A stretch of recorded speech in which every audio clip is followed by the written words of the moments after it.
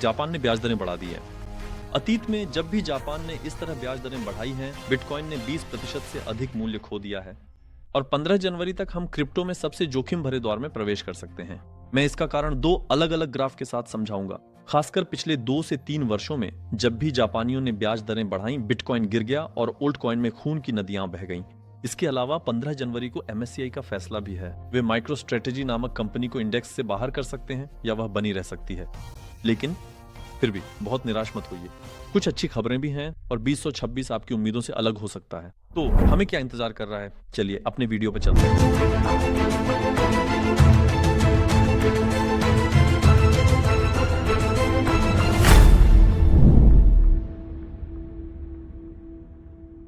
दोस्तों, एक बार फिर मेरे वीडियो में आपका स्वागत है। हम इसे काफी समय से चर्चा कर रहे थे। जापान का केंद्रीय बैंक, जापान सेंट्रल बैंक, ब्याज दरें बढ़ाने जा रहा है। यह प्रक्रिया जोखिम लेने वाले और क्रिप्टो निवेशकों के लिए तनावपूर्ण है। उन्होंने ब्याज दरों को 25 बेसिस पॉइंट बढ़ाकर 0.5% से 0.75% कर दिया। क्या यह पहले से कीमत में शामिल हो चुका है? समुदाय इस मुद्दे पर 2 हिस्सों में बंटा हुआ है। कुछ लोग कहते हैं कि अरे सर, ये तो पहले ही कीमत में शामिल हो चुका था। कुछ लोग यह भी कहते हैं पिछली बार भी ऐसा ही था, ये साफ था कि बढ़ेगा। ब्याज दर बढ़ने के बाद बाजार में तेज गिरावट आई थी। अब आइए मिलकर ग्राफिक्स पर नजर डालते हैं। दोस्तों, जब हम पिछले 2 सालों को देखते हैं तो स्क्रीन पर इस समय आप जापान के ब्याज दर बढ़ाने के फैसलों को देख रहे हैं और यह ग्राफ साप्ताहिक है। यानी जैसे ही ब्याज दर बढ़ाई गई, उसके बाद के हफ्तों में गिरावट आई है। बिटकॉइन के लिए दोहरी गिरावटें आई हैं। मार्च 2024 में दोस्तों बिटकॉइन में 23% की गिरावट आई थी। जुलाई 2024 में दोस्तों जापान के ब्याज दर बढ़ाने के फैसले के बाद सिर्फ बिटकॉइन ने ही 26% मूल्य खो दिया। मैं तो आल्ट कॉइन की बात भी नहीं कर रहा हूं। और जनवरी 2025 में बिटकॉइन, उस समय दोस्तों ब्याज दर के फैसले के बाद बिटकॉइन पूरे 31% गिर गया और वह वाकई में बहुत बुरा समय था। अब उन्होंने फिर से ब्याज दरें घटा दी हैं इसी हफ्ते। देखते हैं अगला हफ्ता किस तरह खुलेगा। जापानियों ने इस ब्याज दर वृद्धि के साथ पिछले 30 वर्षों की सबसे ऊंची ब्याज दरें छू ली हैं। और मैं दुनिया के सबसे दूरस्थ कोने की बात कर रहा हूं। जाहिर है कि यह सापेक्ष है। दुनिया के सबसे दूर कोने में रहने वाले लोग ब्याज दरें बढ़ा रहे हैं और जिन आल्ट कॉइन का तुम सपना देखते हो वे अपनी कीमत खो रहे हैं, वास्तव में गंभीर रूप से। तो क्यों? क्या फिर से सब कुछ क्रिप्टो वालों को ही प्रभावित कर रहा है? अब दोस्तों हम इसके कारणों को देखेंगे। लेकिन अब दुनिया पहले से कहीं ज्यादा वैश्विक हो गई है। हर जगह लिए गए हर फैसले एक दूसरे को प्रभावित करते हैं। दुनिया छोटी हो गई है, इतनी छोटी हो गई है कि जब हम एलन मस्क को देखते हैं तो कुछ लोग कहते हैं कि अब हमें मंगल ग्रह पर जाना चाहिए। वे कहते हैं कि चलो जोखिम भी कम करें और एक नया ग्रह भी तलाशें। अगर हम अब फिर से धरती पर लौटें तो निश्चित रूप से जापानियों का ब्याज दर का फैसला बहुत महत्वपूर्ण है पूरी दुनिया के लिए, क्योंकि पूरी दुनिया के लिए सस्ती पूंजी का स्रोत दोस्तों जापान है। हमारा पहला कारण यह है कि निवेशकों ने कई वर्षों तक सस्ते लागत पर निवेश किया, बहुत कम, लगभग 0 ब्याज दरों पर। यहां तक कि कभी कभी जापान से उधार लेकर कैरी ट्रेड किया और दूसरे देशों के शेयर बाजारों में, यहां तक कि क्रिप्टो में भी निवेश किया। इस स्थिति से बाजार ऊपर जाता है। बिल्कुल। अगर हम दूसरे बिंदु को देखें तो जापान वर्षों से विश्व अर्थव्यवस्था यानी वैश्विक अर्थव्यवस्था का तरलता स्रोत रहा है। सस्ती पूंजी वहीं से बाजार में डाली जाती थी और अलग अलग बाजारों में फैल जाती थी। ये ब्याज दर के फैसले वैश्विक बाजार के लिए नकारात्मक घटनाएं पैदा कर रहे हैं, क्योंकि अब वह सस्ती तरलता दुनिया में प्रवाहित नहीं कर सकता निवेशक। और अब तीसरे मुद्दे पर नजर डालते हैं। और निश्चित रूप से श्रृंखला के माध्यम से लोग जापान से उधार लेकर फ्यूचर्स पोजीशन खोलकर या अलग अलग पोजीशन लेकर काम करते थे। अब इस पोजीशन में गिरावट की उम्मीद के कारण वे कर्ज चुकाने के लिए मार्जिन कॉल कर रहे हैं, अपनी पोजीशन बंद कर रहे हैं। और यह भी बाजार में दोस्तों नकारात्मक दिशा में एक स्थिति पैदा करता है, यानी बाजार में बिकवाली होती है। संक्षेप में, जापान द्वारा ब्याज दर बढ़ाने से येन कैरी ट्रेडिंग बाधित होती है, वैश्विक तरलता कम होती है और लीवरेज्ड पोजीशन घटती है। ये सारी चीजें सबसे ज्यादा जोखिम वाले संपत्तियों, खासकर क्रिप्टो करेंसी को प्रभावित करती हैं। दोस्तों, अब जापान में हमेशा ब्याज दरें कम क्यों थीं, मैं आपको ये बताऊंगा। लेकिन उससे पहले मैं आपको ये याद दिला दूं, क्रिप्टो दोस्तों एक लंबी और गहरी यात्रा है। अगर आप इस लंबी यात्रा में हमारे साथ जुड़ना चाहते हैं तो मेरे चैनल को सब्सक्राइब कर सकते हैं। इसके अलावा अभी जो वीडियो आप देख रहे हैं उसे लाइक करके आप हमें सच में बहुत सपोर्ट कर सकते हैं। पहले से ही धन्यवाद। तो ये जापानी लोग हमेशा ब्याज दरें कम क्यों रखते थे? अपनी मौद्रिक नीतियों को। दोस्तों, जापान में एक पुरानी डिफ्लेशन की समस्या है, इसका डर है। अब डिफ्लेशन क्या है? कीमतों का नीचे आना। आप एक कंप्यूटर खरीदेंगे, अगर आप उसे 6 महीने बाद खरीदेंगे कीमत कम होगी। ये महंगाई इन्फ्लेशन का उल्टा है। डिफ्लेशन है और चीजों की कीमतें लगातार घट रही हैं। तो इससे क्या होता है? आप सोचते हैं अभी ना खरीदूं, अगले साल ले लूंगा, या आप टाल देते हैं खरीदारी की आदतों को। और कंपनियों को अपने मुनाफे में कमी झेलनी पड़ती है और टिकाऊपन में भी गिरावट आने लगती है। जापान में 30 साल तक कीमतों में गिरावट देखी गई। दोस्तों, साथ ही एक और बात यह है कि जापान दुनिया के उन देशों में से एक है जहां बुजुर्गों की आबादी सबसे ज्यादा है। बुजुर्ग लोग जोखिम नहीं लेते, अपनी खपत कम कर देते हैं और नतीजतन आर्थिक विकास की रफ्तार धीमी हो जाती है। एक और मुद्दा यह है कि जापान दुनिया के उन देशों में से एक है जिन पर सबसे ज्यादा सार्वजनिक कर्ज है।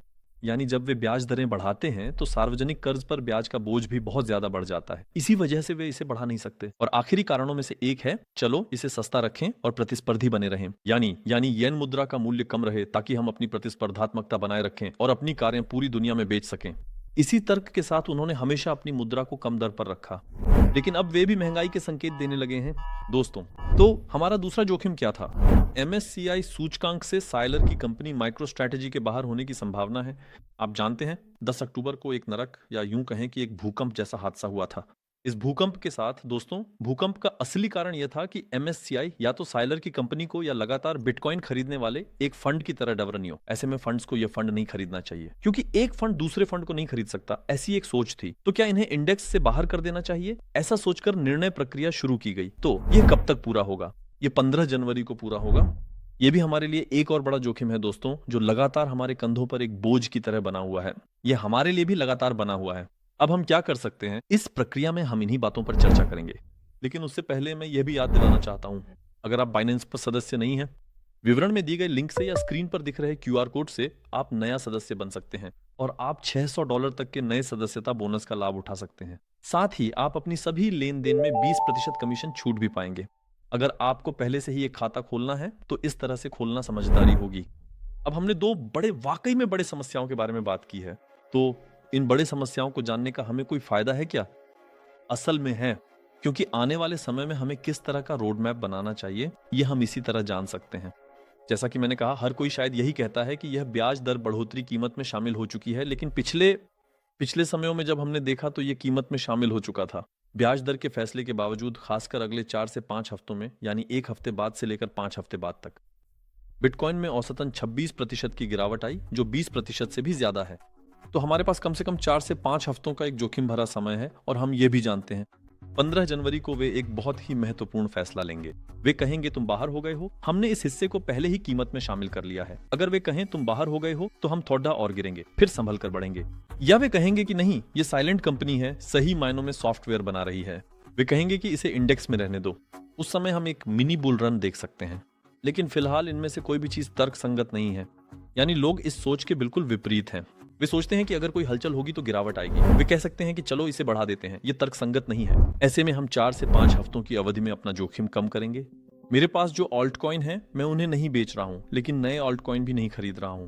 कभी कभी बिटकॉइन और एथीरियम में मैं कभी कभी अपने विचारों में थोड़ा जोड़ता हूं, लेकिन उससे आगे नहीं बढ़ता दोस्तों। लेकिन निश्चित रूप से इस वीडियो में मैंने जो भी कुछ लिया है वह कोई निवेश सलाह नहीं है। 2025 में हर कोई यही उम्मीद कर रहा था। हम बहुत बड़ी बढ़ोतरी की उम्मीद कर रहे थे, लेकिन हुआ ठीक इसका उल्टा, है ना? जब भी हम सब किसी चीज की उम्मीद करते हैं तो वे बहुत अच्छा झटका देते हैं, वहीं से मान लेते हैं। लेकिन 2026 में वास्तव में कुछ अच्छी घटनाएं हैं और मैं अगली वीडियो में इन्हें बताऊंगा। यानी 2026 हमारे लिए थोड़ी और उम्मीद से भरी साल है। इन सब पर हम साथ में बात करेंगे अगली वीडियो में। अगर नतीजे की बात करें तो हाँ, मैंने क्रिप्टो में बहुत सारे मंदी के दौर देखे और जिए हैं। यानी 2017-2013 से मैं इसे फॉलो कर रहा हूँ। 2017 से मैं सक्रिय निवेशक हूँ। मैंने कई सर्दी के दौर, मंदी के दौर देखे हैं।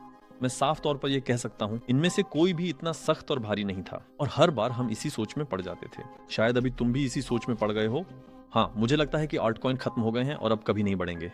हम इसी सोच में पड़ जाते हैं दोस्तों, ये कभी नहीं बदलता। यानी आल्ट कॉइन खत्म हो गए। मुझे लगता है कि ये खेल यहीं खत्म हो गया। इसमें भी हमारी सोच यही है, फिर से करीब है। मैं भी ऐसा ही सोचता हूँ कभी कभी, लेकिन मैंने हमेशा ये देखा है, कहीं ना कहीं से फिर से आग जल उठती है, खत्म होती है और बीज फिर से राख से उगता है।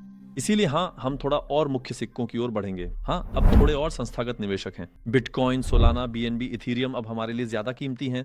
हम ज्यादा रोमांच की ओर नहीं जाएंगे। हम जंगलों में शिकार के पीछे नहीं भागेंगे। लेकिन दोस्तों, मैं नहीं सोचता कि क्रिप्टो खत्म हो गया है। मैं भविष्य के लिए अपनी उम्मीद बनाए रखता हूँ। अगले वीडियो में हम इन बातों पर चर्चा करेंगे। अगले वीडियो में मिलते हैं। अलविदा।